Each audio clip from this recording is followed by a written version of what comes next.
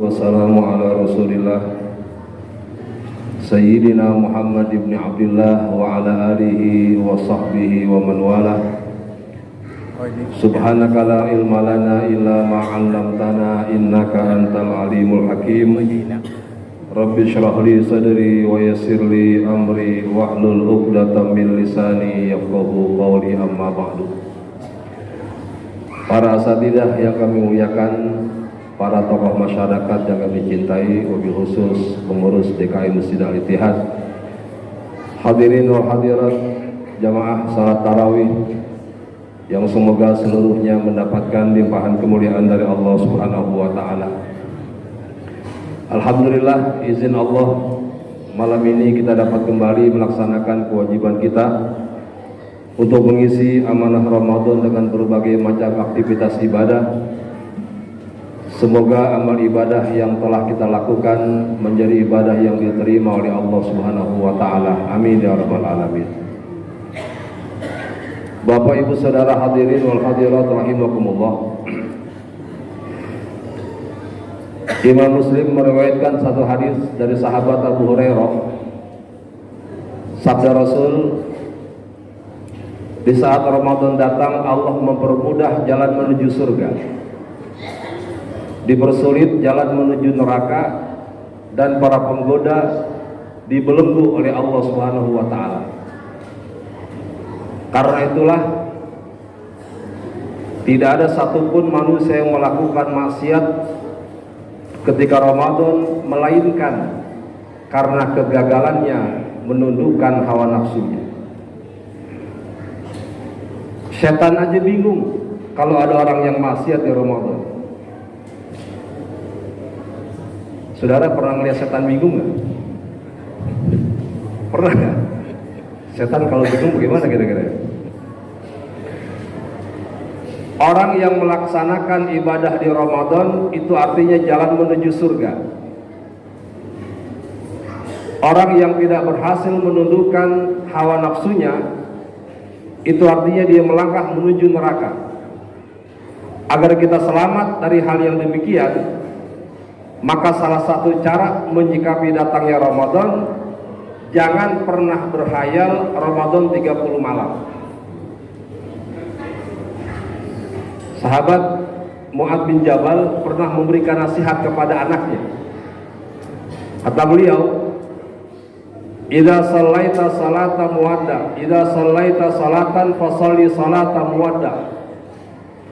Wahai anakku, ketika kalian salat, bayangkan salat itu merupakan salat terakhir yang kalian lakukan. Begitupun sikap kita terhadap Ramadan. Jangan berhayal Ramadan 30 malam. Ramadan cuma 1 hari. Ramadan berapa hari? 1 hari. Andaikan Ramadan cuma tersisa 1 hari dalam hidup kita, insya Allah kita akan maksimal melaksanakan kebaikan. Nih, kalau hari ini jatah usia kita habis, kira-kira masih berani nggak minjem duit? Masih berani nggak minjem duit? Nggak berani. Andaikan malam ini malam terakhir bagi kita, kita akan melaksanakan ibadah secara maksimal. Tarawih tidak akan kita tinggalkan, tadarus tidak akan kita tinggalkan, qiyamul lail nggak akan kita tinggalkan. Kenapa? Ini Ramadan, hari ini terakhir buat kita. Kenapa banyak orang yang menunda Ramadan dengan kebaikan? Sebab dia berhayal Ramadan 30 malam. Mau tarawih hujan gerimis, bang, nggak ke masjid bang, tarawih gerimis, besok aja. Sebab dia menduga besok masih bertemu dengan hari Ramadan. Karena itulah salah satu cara untuk mengisi Ramadan dan melawan hawa nafsu kita, jangan berhayal Ramadan 30 malam, tapi hayalkan Ramadan cuma 1 hari buat kita. Apalagi kalau kita merasa salat ini salat terakhir kita akan khusyuk. Saudara, tanpa sadar banyak orang yang terlihat menyembah Allah, sudah melaksanakan ibadah, tapi ibadahnya ibadah dunia, bukan ibadah akhirat. Ada salat dunia, ada salat akhirat. Ada puasa dunia, ada puasa akhirat. Ada infak dunia, ada infak akhirat. Yang mana salat dunia, yang mana salat akhirat? Salat dunia, dengar azan isya, Allahu Akbar, kita berwudu. Setelah berwudu, nutup aurat. Setelah nutup aurat, menghadap kiblat. Setelah menghadap kiblat, kita bilang dalam hati niat salat isya, usolli fardhul isya'i.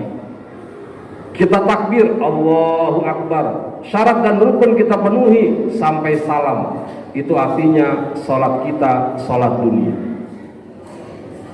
Kok salat dunia? Ya, sebab kita telah melaksanakan perintah Allah, kita tidak dianggap berdosa sebab telah melaksanakan salat isya. Pertanyaannya, apakah salat kita berpahala? Belum tentu. Apakah salat kita menjadi kebaikan kita? Belum tentu. Apakah salat kita Allah terima? Belum tentu. Jikalau salat kita di dalamnya ada rasa khusyuk dan ingat kepada Allah, itu salah satu tanda bahwa salat kita Allah terima. Pertanyaannya, ketika lagi salat, kita suka ingat yang lain nggak? Bu, ibu lagi salat asar, hujan gerimis, suka ingat jemuran nggak, Bu? Ya Allah, jemuran. Bapak lagi sholat isya di masjid, suka ingat sendal saya aman gak ya? Itu namanya sholat, tapi pikirannya tidak ke Allah. Subhanallah, itu yang membuat Allah cemburu. Tahun 70-an barangkali bapak, ibu, saudara yang belum menikah, kita pernah punya pacar katakan. Jam 5 sore kita sudah mau mandi, ini malam minggu, mau silaturahmi ke rumah pacar. Setengah 6 kita selesai mandi, sudah bingung mau pakai baju warna apa. Kok bingung? Itu aura kekasih sudah sampai ke hati kita. Masih jam setengah 6, pakai celana bahan atau celana jeans, kita masih bingung milih yang mana. Yang aneh, pakai sepatu yang mana ya? Padahal sepatu cuma satu. Bingung pakai sepatu yang mana. Aura kekasih sudah sampai di hati kita. Belum sempat bertemu, auranya sudah sampai ke hati kita. Bersolat maghrib berangkat kita. Di perjalanan bertemu dengan seorang perempuan yang cantik, wajahnya menarik, hidungnya mancung, matanya lentik, kulitnya putih seperti lobak. Cantik sekali perempuan itu. Sampai di rumah pacar kita salam, Assalamualaikum. Waalaikumsalam.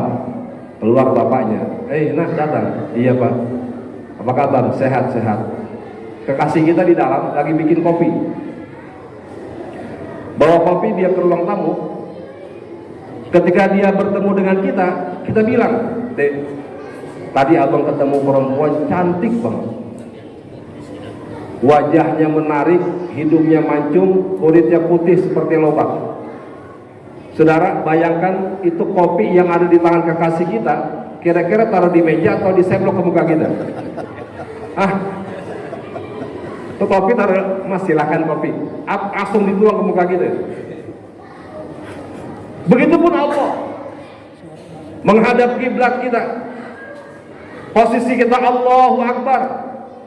Bilang Allah Maha Besar, Allahu Akbar kabiro, tetapi pikiran kita ingat jemuran. Pikiran kita ingat ini, ingat yang itu. Saudara, tanpa terasa kita telah membuat Allah cemburu atas sholat dan ibadah itu. Karena itulah belajar di Ramadan agar puasa kita jadi puasa akhirat. Bagaimana agar jadi puasa akhirat?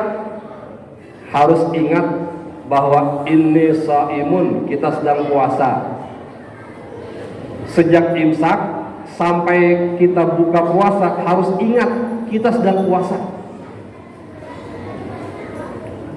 Jam 12:30 sahabat kita nelpon, ngobrol, nggak sadar membicarakan sahabat kita. Ingat, ini shaimun, kita bilang, Mas, tolong ya, saya lagi puasa. Lagi puasa. Terus gimana? Nanti aja lah kita sambung selesai tarawih. Sama aja begitu mah. Jangan sampai kita lupa hari itu kita berpuasa. Kalau sudah ingat kita sedang puasa, subhanallah, itu artinya kita berusaha untuk mengakhiratkan puasa kita, tidak hanya menggugurkan kewajiban sedang berpuasa. Yang kedua, Allah manjakan kita di Ramadan ini dengan nilai ibadah sunnah seperti ibadah wajib. Tarawih itu hukumnya sunnah, tetapi hanya salat tarawih, salat yang ditemukan di Ramadan yang tidak ada cara untuk mengkodoknya. Kira-kira ada nggak orang yang mengkodok salat tarawih? Tidak ada. Sakit atau musafir, tidak puasa, kita bisa mengkodok puasa setelah berhari raya. Tapi tarawihnya tidak bisa dikodok. Karena itulah meskipun tarawih sunnah, Allah hukumi sunnah salat tarawih. Maaf, Allah berikan pahala wajib. Itu artinya wajibkan salat tarawih untuk pribadi kita. Baca Al-Quran ibadah sunnah, wajibkan baca Al-Quran untuk diri kita. Infak sedekah hukumnya sunnah, berpahala wajib dia. Maka itu artinya wajibkan infak dan sedekah untuk diri kita. Maka jangan pernah salat tarawih ke masjid melainkan bawa duit. Adakah yang nggak bawa duitnya? Ada nggak? Hah? Ada. Ini Al-Ittihad, saya keliling kemana-mana. Al-Ittihad ini infak tarawihnya terbanyak yang saya dengar, sampai 1,5. Di tempat lain Pak, itu tidak ada yang sebanyak itu. Itu artinya bahwa jamaah Al-Ittihad setiap malam bawa uang untuk dia wajibkan infak untuk dirinya, meskipun hukumnya sunnah, tapi dia wajibkan untuk dirinya infak di bulan Ramadan. Jadi makna Allah berikan kita pahala wajib meskipun ibadah sunnah, agar kita mewajibkan ibadah sunnah untuk diri kita. Jadi dua hal. Pertama, jangan berhayal Ramadan akan bertemu 30 malam. Hayalkan Ramadan itu cuma 1 hari buat kita, agar maksimal kita melakukan dan mengisi Ramadan dengan ibadah. Dan yang kedua, wajibkan ibadah sunnah di Ramadan ini untuk diri kita, sebab Allah telah memberikan pahala wajib untuk ibadah yang sunnah. Mudah-mudahan Allah Subhanahu wa taala berikan kita kekuatan, taufik hidayah untuk menuntaskan malam-malam Ramadan dengan ibadah, khususnya ibadah-ibadah sunnah yang nilainya sama dengan ibadah wajib di bulan lain. Wassalamualaikum warahmatullahi wabarakatuh.